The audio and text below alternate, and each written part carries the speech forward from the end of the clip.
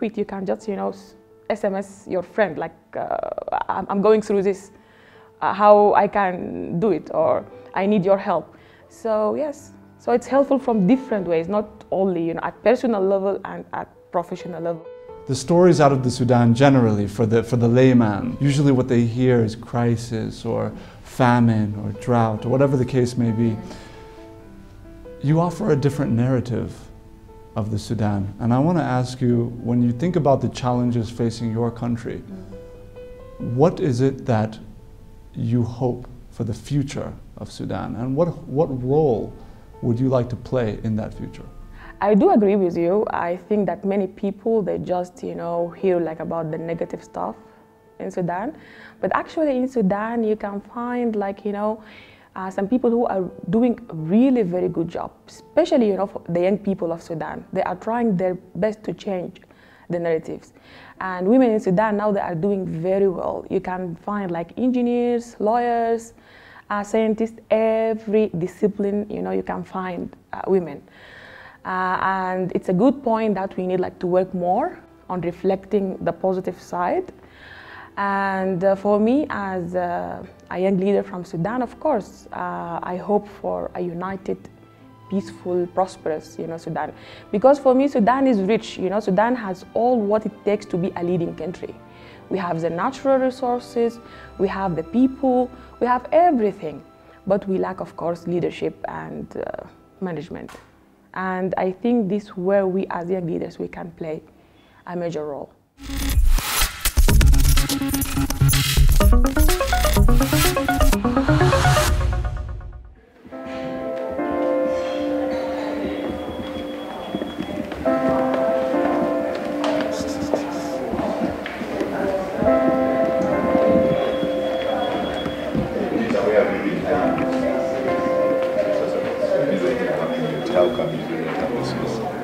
Uganda's retail industry is being revolutionized by one young man who shares his insights on leadership and innovation.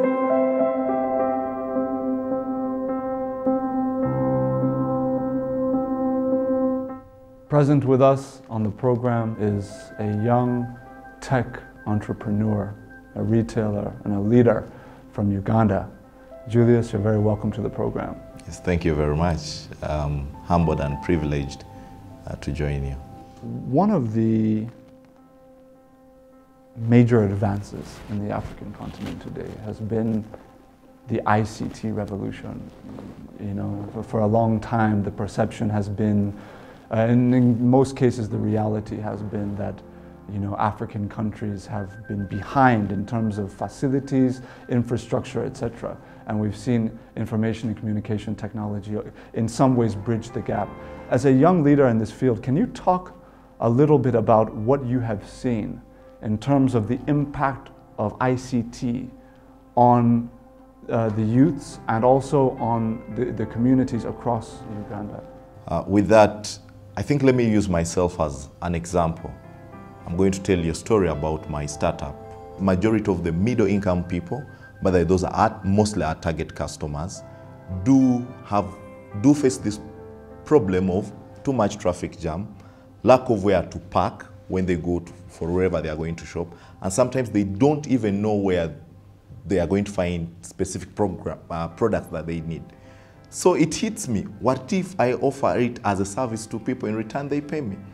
And that born Your Home, a company that I run. It's basically an e-commerce platform that belongs to the IT sector. So Your Home, basically what we do is we integrate big chain stores onto one platform and give a customer choice to shop from their loyal store or from their favorite store. And then what we do is deliver what they've ordered for.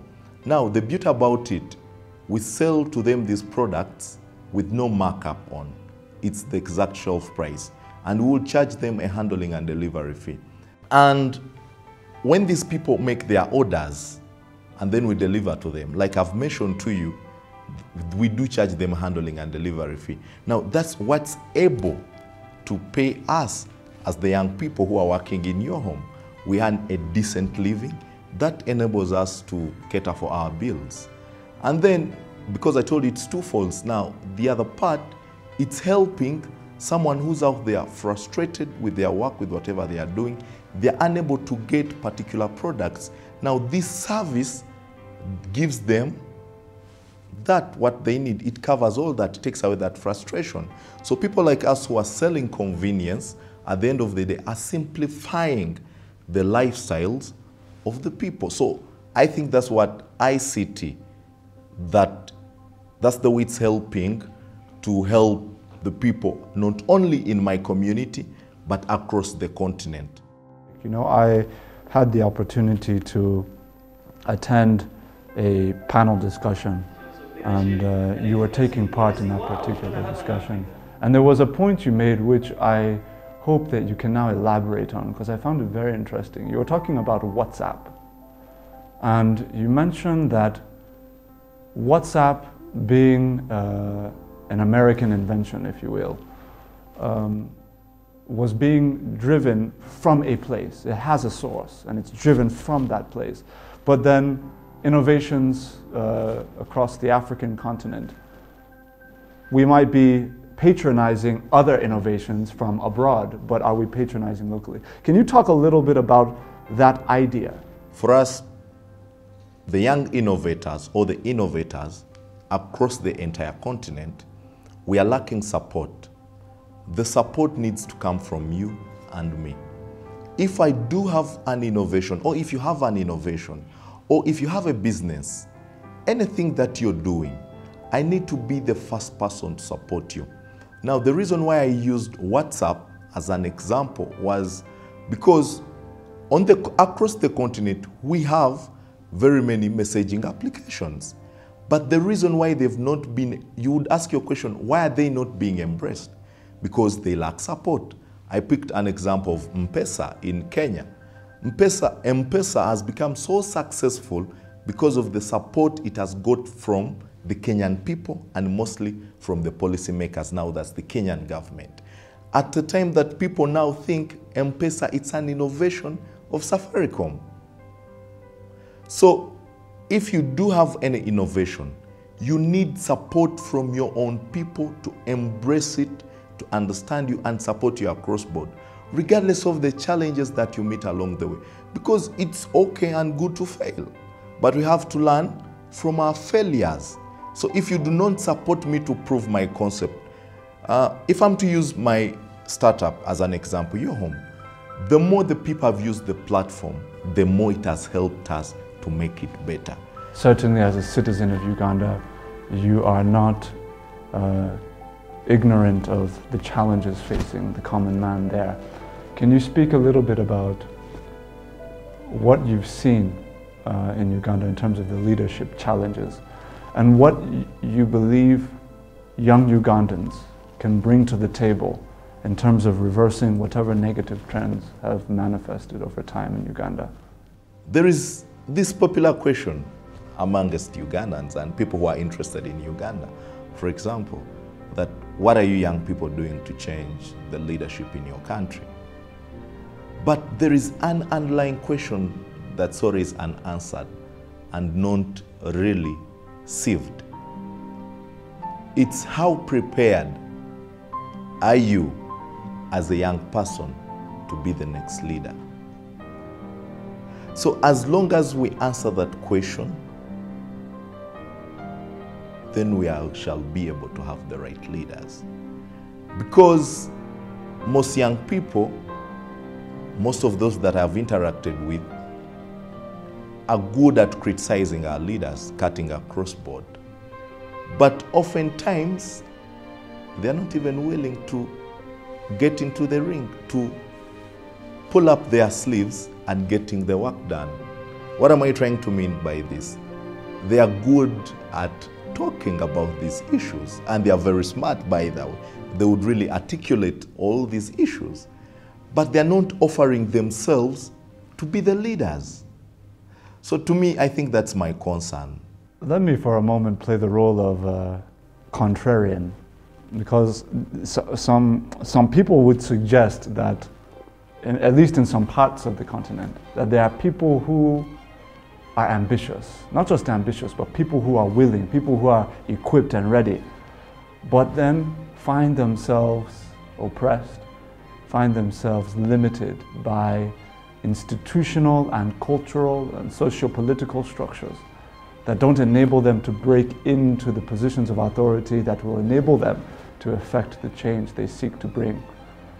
What are your thoughts about that, and what would you say to the young person who encounters such?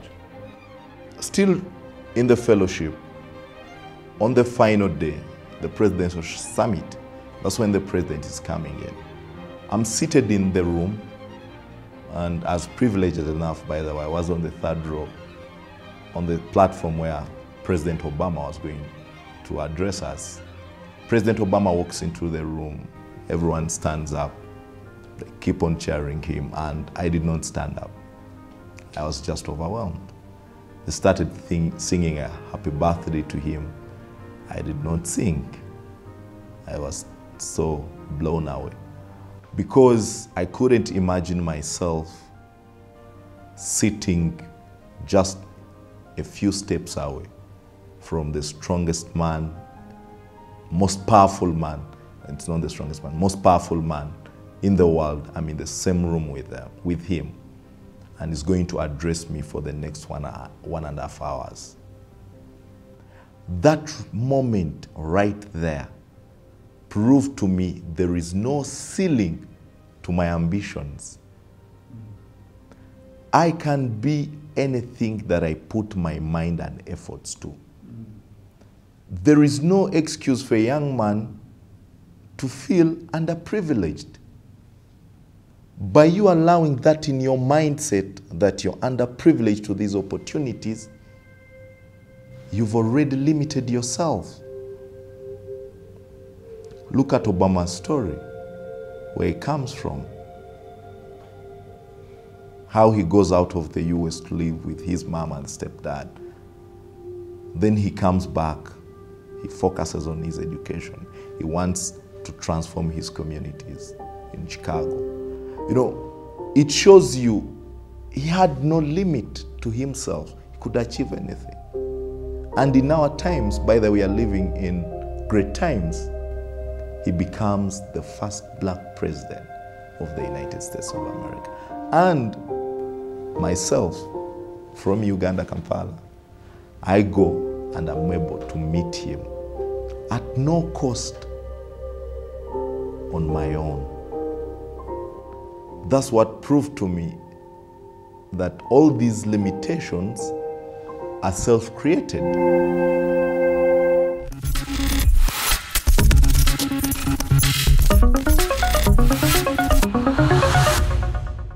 The East African Regional Conference was one of synergy and impact. While factors such as geography, circumstance, and focus areas vary between young leaders, what evidently unites them together is a collective desire to create a better Africa than the one they met.